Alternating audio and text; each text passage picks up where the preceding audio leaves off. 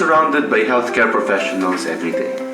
Doctors, nurses, pharmacists, medical technologists, radiologists, and more often than not, we hear them being praised, celebrated, and even called heroes. They're essentially the Avengers of the hospital world. They do not just save lives with medicines and machines. They do it with heart, wisdom, and a strong sense of what is right. But have you ever stopped to ask, why are they considered heroes?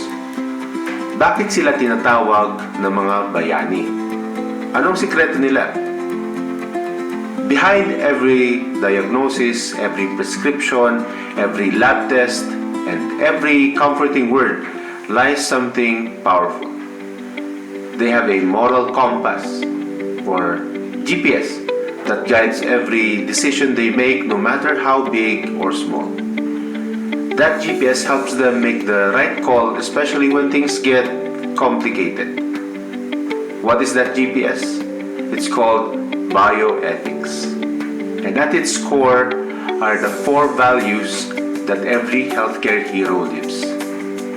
Autonomy, beneficence, non-maleficence, and justice are the 4 fantastic core values that define what it means to care with integrity, empathy, and fairness.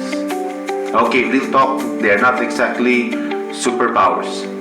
But if you are already a healthcare professional or dreaming of becoming one, these values will be your guiding stars. They will help you respect people's choices, do what is best for each patient, avoid causing harm, and they will also enable you to treat everyone fairly and equally. These are not just rules on a checklist. They are the soul of healthcare. They transform skill into compassion and dedicated professionals into everyday heroes.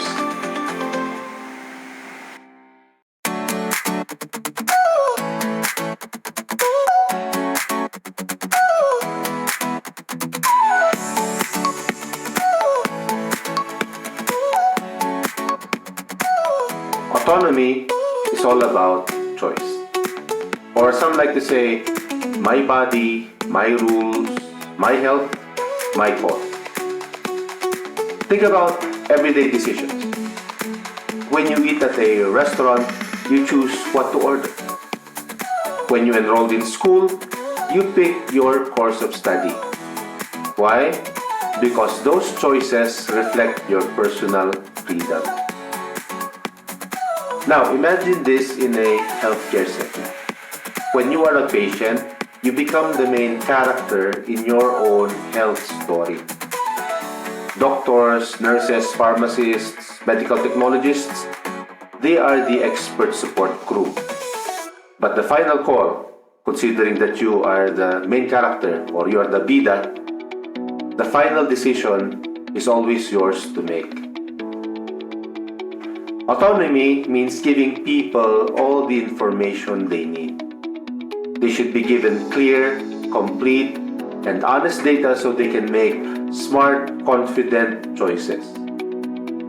And once they have made those choices, healthcare professionals step back and respect them, even if they might personally disagree. Ang autonomy ay pagbibigay ng sapat, malinaw, at tapat na impormasyon sa pasyente. Kailangan nilang maintindihan ng buo ang kanilang mga opsyon para makapagdesisyon sila ng matalino at may kumpiyansa. At kapag nakapili na sila, tungkulin ng mga healthcare professionals na igalang ang desisyon na yon, kahit hindi ito tugma sa kanilang personal na opinyon. So, paano naisasabuhay ang autonomy? Ang isang paraan ay sa pamamagitan ng sinasabing informed consent. Informed consent is autonomy in action. Bago isagawa ang kahit anong surgery o medical na procedure, ginagabayan muna ng healthcare team ang pasyente sa lahat ng kailangan niyang malaman. sinasabi nila ang mabuti, ang hindi kanais-nais, at minsan pati ang mga bagay na pwedeng ipagpaliban muna. Para bang sinasabi nila, ito ang mangyayari, pero ikaw pa rin ang may kontrol. Ang surgeon at mga miyembro ng nursing staff ay nagbibigay ng malinaw, tapat, at madaling intindihing paliwanag sa pasyente tungkol sa kanyang tunay na kalagayan at sa inire-recommendang medical na procedure kung paano ito isasagawa at ano ang maaaring asahan. Ipinaliliwanag din nila ang mga posibleng benepisyo ng operasyon tulad ng pagkawala ng pananakit o mas maayos na paggana ng bahagi ng katawan. Kasama rin sa paliwanag ang mga panganib at posibleng side effects gaya ng impeksyon, pagdurugo, pagkakaroon ng peklat o pinsala sa mga ugat. Ipinapabatid din sa pasyente ang iba pang posibleng alternatibo tulad ng pag-inom ng gamot, pagdaan sa physical therapy o simpleng pagmamasid muna bago gumawa ng desisyon. Sa huli, ipinaalam din kung ano ang maaaring kahihinatnan kung walang gagawing paggamot o kung tatanggihan ng pasyente ang anumang uri ng lunas. Bakit ito mahalaga? Dahil kapag naipaliwanag ng buo at malinaw ang lahat ng impormasyon, may karapatan ng pasyente sa bisa ng kanyang autonomy na magpasya kung itutuloy ba ang operasyon, pipili ng ibang opsyon o tatanggihan ang anumang uri ng paggamot. Ang autonomy ay hindi lamang prinsipyo. Ito ay simbolo ng tiwala. Sa pamamagitan ng autonomy, ang medisina o healthcare ay hindi lang basta ginagawa para sa pasyente, kundi ginagawa kasama ang pasyente. How else do we practice autonomy in real life, in the real world? We do that by upholding patient autonomy in the refusal of life-sustaining treatment. Pagrespeto sa pagtanggi ng pasyente sa life support. May mga pagkakataon kung saan ang pasyente ay may malubhang karamdaman o terminal illness at alam ng mga doktor na wala na itong lunas. Sa ganitong sitwasyon, ang isang option ay ang paggamit ng life-sustaining machines tulad ng ventilator para mapahaba ang buhay kahit kaunti. Pero may mga pasyente na matapos may paliwanag sa kanila ang tunay na kalagayan, mga posibleng mangyari at mga risk ng life support ay kusang tumatanggi dito. Ang hiling nila, hindi na dagdagan ng paghihirap, kundi bigyan na lamang sila ng comfort care. Yung uri ng pangangalaga na layuning mapagaan ang sakit at panatilihin ang dignidad habang papalapit sa katapusan ng buhay. Kahit mahirap tanggapin para sa pamilya o sa healthcare team, ang desisyong ito ay kailangang igalang kung ang pasyente ay may sapat na kakayahang magdesisyon at tunay na nauunawaan ang lahat ng impormasyon. Minsan, maaaring makaramdam ang mga doktor at nurse ng matinding tensyon, lalo na kung sa pananaw nila may chance pa. Pero sa prinsipyo ng autonomy, ang pasyente pa rin ang may huling salita tungkol sa kanilang sariling katawan at karanasan sa buhay at kamatayan. Hindi po ako takot mamatay, pero ayokong manatili sa machine kung wala na ring pag-asa. Gusto ko lang ng tahimik, dignified na pamamaala. Ito ang mga pahayag na kadalasang naririnig mula sa mga pasyente na pinipili ang comfort care over life extension. Sa ganitong mga sitwasyon, ang papel ng healthcare team ay hindi basta magpagaling, kundi makinig, umunawa, at sumuporta. Hindi ito pagpapabaya. Ito ay pagkilala sa dignidad ng pasyente bilang isang taong may kakayahang magdesisyon para sa sarili.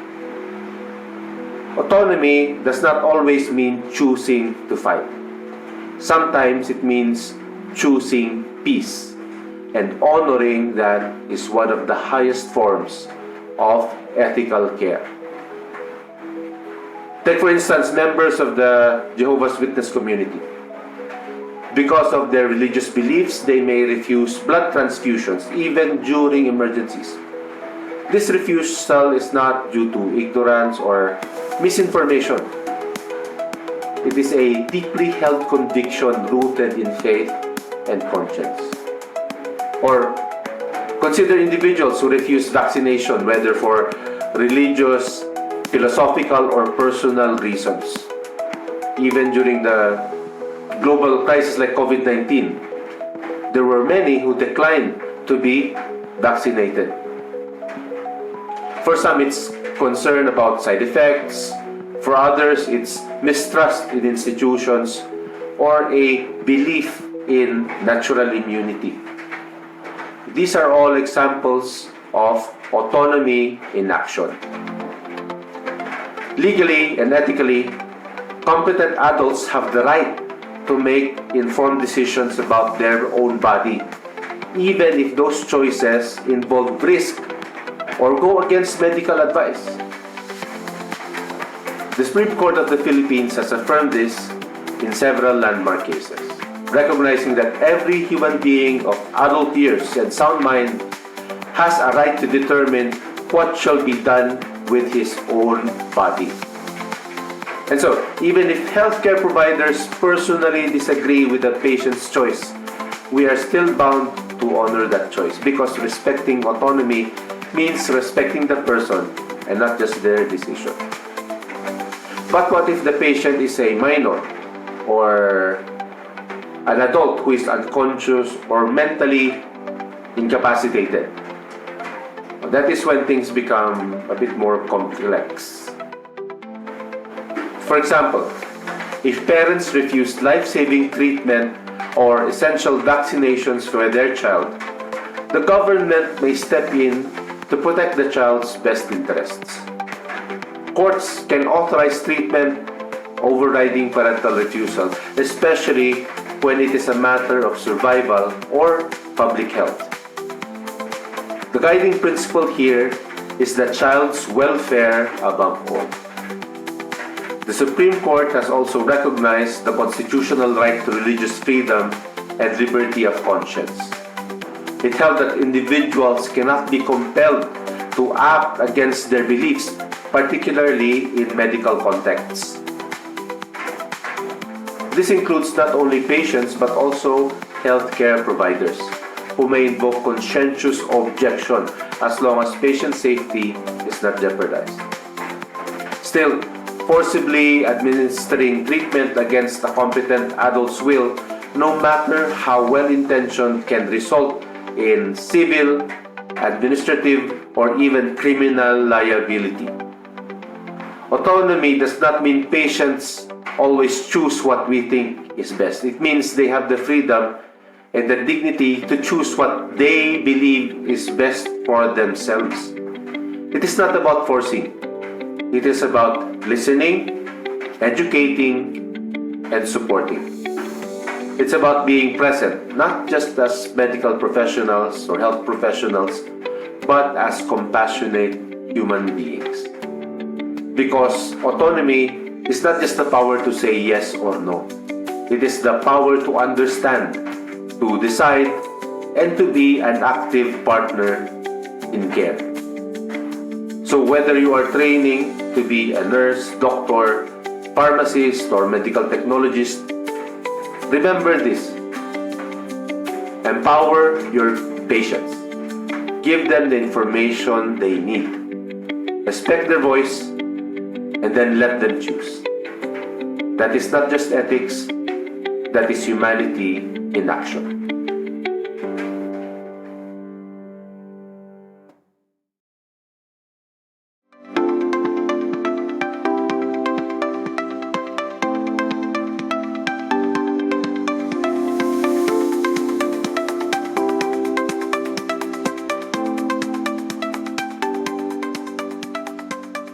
Ang beneficence ay ang aktibong layunin ng bawat healthcare professional na gumawa ng kabutihan para sa kanilang pasyente. Ito ay ang panatang gumawa ng mabuti. Mula sa nurse hanggang sa pharmacist, mula sa medical technologist hanggang sa doktor, lahat ay may papel sa pagpapakita ng malasakit at profesional na pag-aalaga. Matapos ang isang operasyon, hindi lang basta nagbibigay ng gamot sa sakit ang nurse. Binabalikan niya ang pasyente pagkatapos ng 15 hanggang 20 minuto para alamin kung epektibo ang gamot, kung ayos ba ang pakiramdam ng pasyente, at kung may kailangan pa na iba. Nag-aalok din siya ng kumot, inayos ang unan o pinapatay ang ilaw para mas maging komportable ang pasyente. Hindi lang ito simpleng pagtupad sa utos ng doktor. Ito ay aktibong pagkilos para pagaanin ang paghihirap ng pasyente at mapaayos ang kanilang paggaling. Minsan, napapansin ng nurse na parang hindi na gumaganda ang kondisyon ng pasyente kahit pa ginagawa na ang mga basic na treatment. Instead of just waiting for orders, siya na mismo ang kikilos. Pwede niyang i-request na ma-refer ang pasyente sa isang espesyalista para makuha ang mas angkop na tulong. Tinutulungan niya ang pasyente na maintindihan ang kanyang mga karapatan at kung kailangan, ipinaglalaban niya ito. Yan ang beneficence sa totoong buhay. Hindi lang ito basta pag-aalaga. Ito ay aktibong pagsisikap na isulong ang kapakanan ng pasyente. Kahit gaano pa ka-busy o ka-complicated ang sistema sa ospital. Sa larangan ng public health o serbisyong pangkalusugang panlipunan, makikita rin natin ang prinsipyo ng beneficence sa gawain ng mga healthcare workers. Halimbawa, sa mga vaccination campaigns, literal na nagbabahay-bahay ang mga healthcare workers para magbakuna. Hindi lang para protektahan ang isang tao, kundi para masigurong ligtas ang buong komunidad mula sa mga nakakahawang sakit. Bukod dito, may mga healthcare promotion programs din, tulad ng anti-smoking campaigns, nutrition seminars, at mental health awareness talks. Ang lahat ng ito ay ginagawa hindi lang para sa kagalingan ng isang pasyente, kundi para sa kabuuang kapakanan ng sambayanan. Ang beneficence ay hindi lang tungkol sa pagiging mabait. Ito ay profesional na pangakong gamitin ang kaalaman, puso at dangal para sa kapakanan ng pasyente. Whether it is easing pain, providing clear education, advocating for better care, or going the extra mile in the lab, ang bawat kilos na may layuning magdulot ng ginhawa, lunas at pag-asa, yon ang tunay na bioethics in action.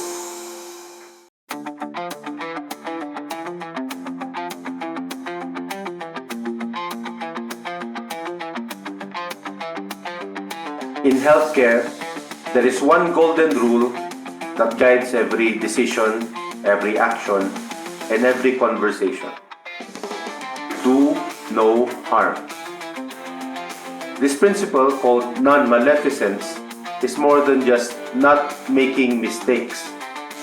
It means being constantly alert, physically, emotionally, and even ethically, to make sure that no harm comes to the patient because of our care.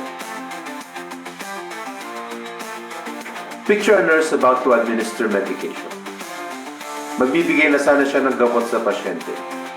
Pero napansin niya na parang ang taas ng dosage, lalo na para sa edad at kondisyon ng pasyente. Imbes na ituloy agad, nag-double check sa chart at tinawagan ang doktor.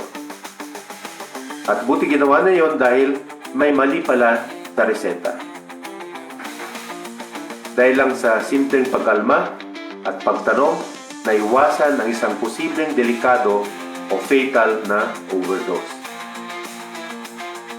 It is not always about big, dramatic moments. It's about being sharp, trusting your gut, and caring enough to ask questions. Because sometimes, doing the right thing means slowing down to keep someone safe. May pasyenteng bagong opera. Masakit pa ang katawan, kaya humihingi siya ng dagdag na pain medication. Pero bilang pag-iingat, check muna ng nurse ang kanyang blood pressure at nakita niyang sobrang baba na ito. Imbes na agad ibigay ang gamot, kumonsulta muna siya sa doktor. And together, the doctor and the nurse, they adjusted the treatment plan para maibsan pa rin ang sakit nang hindi isinusugal ang kaligtasan ng pasyente. Minsan, ang tunay na pagtulong ay hindi yung mabilis na aksyon, kundi yung maingat na pag-iisip. Dahil ang intensyon na tumulong ay dapat laging kasabay ng hangaring huwag makasama. Sometimes doing good means not rushing in, because helping someone should not come at the cost of causing them harm. Let's consider another scenario. Habang tahimik na nagtatrabaho sa laboratory, may isang medical technologist na nagre-review ng blood test results. May isang sample na borderline ang resulta. Hindi naman alarming, pero may something na hindi siya basta matahimik. So anong ginawa niya? Imbes na isabit agad ang result, nirecheck niya ito manually. Sa closer inspection, nakikita siya ng early signs ng isang seryosong kondisyon na hindi na-detect ng machine. Dahil sa ginawa niyang extra step, nagapan agad ang sakit at naibigay ang tamang treatment sa pasyente. Ito ang di palaging napapansin na anyo ng maleficence, yung tahimik na pagsusumikap para huwag makapinsala kahit walang nakakakita. Pero minsan, ito ang effort na literal na nagliligtas ng buhay. Non-maleficence is often about preventing harm quietly through extra effort that no one else may ever see, but that could save a life. Not all harm is physical. When a doctor delivers a difficult diagnosis like cancer, they choose their words carefully. They sit down with the patient, use empathetic language, and provide emotional support. No rushed statements, no cold medical jargon, because how we say something can either empower or traumatize. Non-maleficence reminds us that words can wound, and so they must be chosen with care. Isipin mo ito. May isang medical technologist sa laboratory na tumanggap ng test result ng pasyente na may sensitibong kondisyon. Biglang may office mate na nagtanong casually, "Uy, ano daw resulta nun?" Ang sagot, simple lang, "Sorry, hindi ko pwedeng pag-usapan yan." No chika, no drama, just pure professionalism. Hindi lang kasi basta secret ang info ng pasyente. Kapag napabayaan ang privacy nila, pwede silang mapahiya, ma-discriminate o masaktan emotionally at socially. Sa ganitong sitwasyon, ang pananahimik ay isang anyo ng pangangalaga. Bakit mahalaga ito? May batas at Supreme Court decisions na dapat sundin. Sabi ng Supreme Court, lahat ng health professionals, including laboratory staff, ay may legal at moral duty to keep patient information confidential. Kapag na-break ito, pwede kang managot sa batas. Criminal case, civil case, or pwede kang magkaroon ng isang administrative case. Pinaalala ng Korte Suprema na ang medical confidentiality ay para mahikayat ang pasyente na magsabi ng totoo at buo para mabigyan sila ng tamang gamutan. Kasi kapag nalantad ang sekreto nila, pwede silang mapahiya o maperwisyo.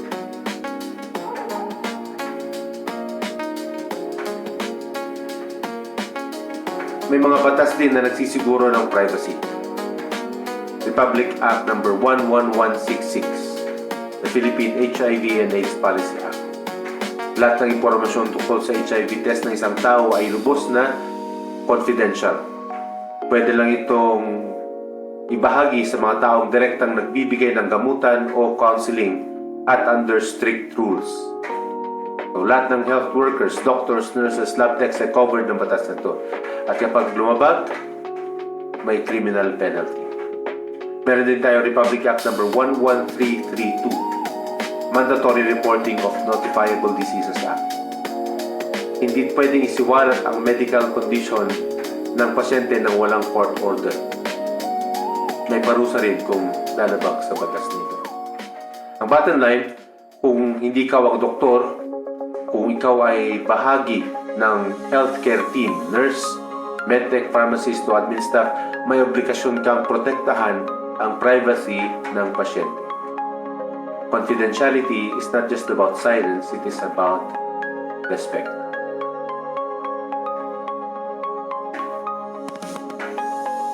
Sa ICU, may pasyenteng nasa critical na kondisyon. At ayon sa doktor, wala na talagang pag-asa para sa paggaling. Kaysa ipagpatuloy pa ang mga masakit at walang saysay na procedures, ang healthcare team, pagkatapos makipag-usap sa pamilya, ay nagdesisyong ituon na lang ang lahat sa comfort care. Mahirap pa ganitong desisyon, pero ginagawa ito dahil sa malasakit. Minsan, ang tunay na pag-aalaga ay ang pagbibitaw. Lalo na kung ang dagdag na interventions ay nagdudulot lang o magdudulot lang ng mas matinding sakit. Non-maleficence sometimes means letting go, when doing more would only bring more suffering. Non-maleficence can also be practiced by doing everyday habits that save lives, particularly as regards infection control. Simple lang pero powerful. Hand washing, pagsuot ng gloves, pagdidisinfect ng mga gamit o surfaces. Para sa iba, parang basic hygiene lang yan. Pero para sa mga nasa ospital, yan ang unang linya ng depensa laban sa infection. Kaya bahagi ng do no harm ang pag-iwas sa pagdadala ng bagong peligro sa lugar na dapat ay ligtas para sa paggaling. Because do no harm includes not introducing new danger into the healing space. So non-maleficence is a way of life. Malit man o malaki, every action counts. Kapag iniwasan mo ang maling gamot, kapag sinigurado mong malinis ang paligid, kapag pinili mong gumamit ng mahinahong salita, pag nakinig ka ng buo sa pasyente, lahat yun ay non-maleficence in action. It's like making a silent vow. Alagaan kita at hindi kita sasaktan sa katawan, sa isipan o sandali. Hindi lang ito tungkol sa pag-iwas sa pagkakamali, hindi lang ito tungkol sa pagsunod sa mga lituntunin. Ito ay commitment na magpagaling, hindi makasakit. It is not just about avoiding mistakes, it's about staying mindful. It's not just about following rules, it's about protecting people. And it is not just about doing no harm, it is about helping without hurting.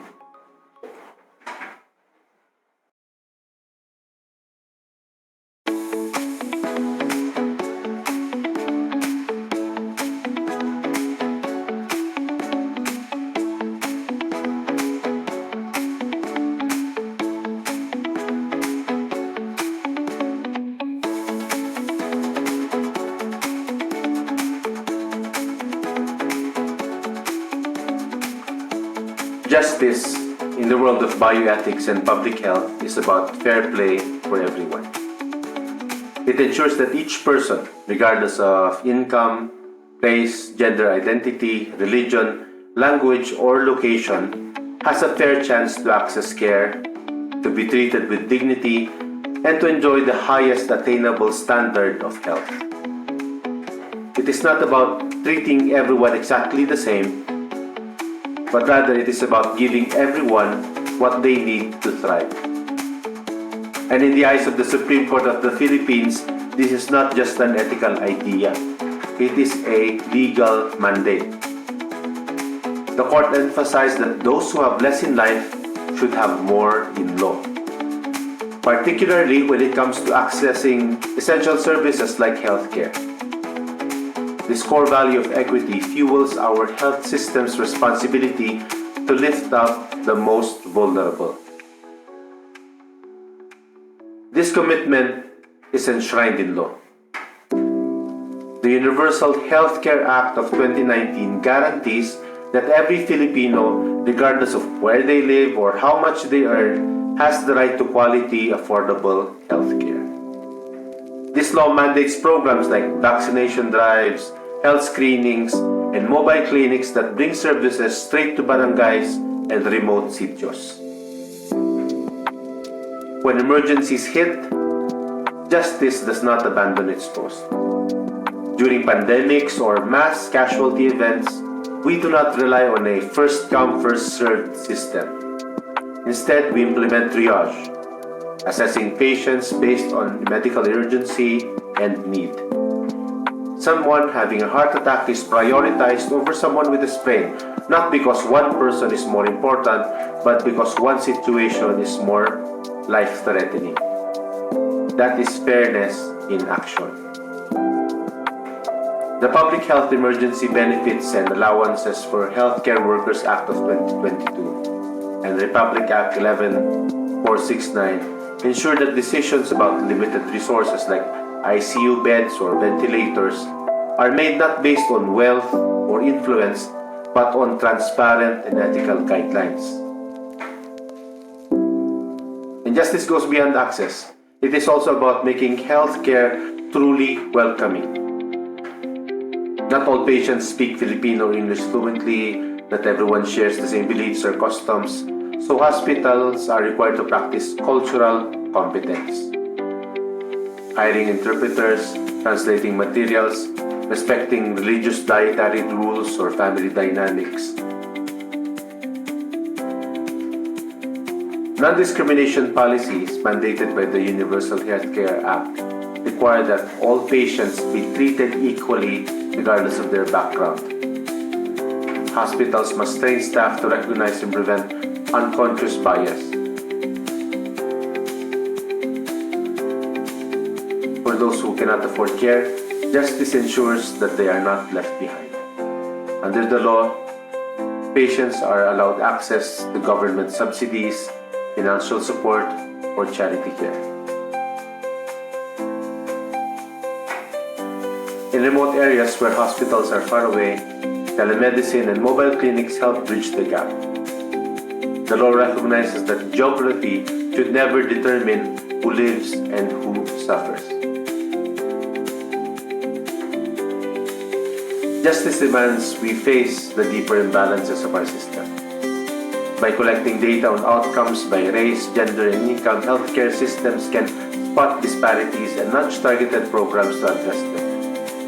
Indigenous groups, low-income families, and historically marginalized communities get extra support not because they are favored, but because fairness means fixing what has been unfair for too long. Republic Act No. 7610, also known as the Special Protection of Children Against Abuse, Exploitation, and Discrimination Act, is a significant law in the Philippines designed to protect children from various forms of abuse and exploitation. It provides stronger protection for children against physical and psychological abuse, neglect, cruelty, sexual abuse, and exploitation. So the state intervenes on behalf of the child when parents or guardians fail to protect it.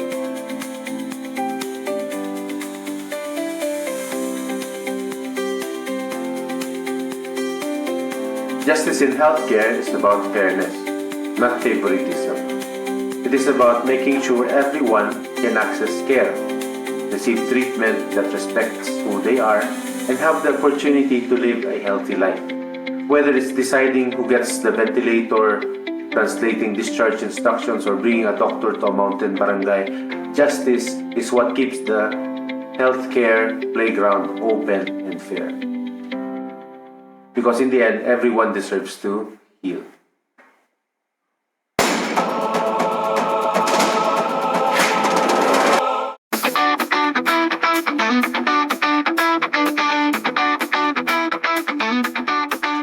And there you have it, the fantastic four of bioethics: autonomy, beneficence, maleficence, and justice. In the world of healthcare, it is not just about healing bodies. It is about honoring people, empowering choices, preventing harm, and creating a system where everyone matters. So whether you dream of becoming a doctor, nurse, pharmacist, medtech, or just someone who wants to make a difference, remember this. It is not the stethoscope or the white coat that makes you a hero. It is how you treat others with empathy, fairness, and respect. Let these four fantastic core values be your compass. Let them guide your hands and guide your heart. Because in the end, what truly heals is ethics in action. Have a great day.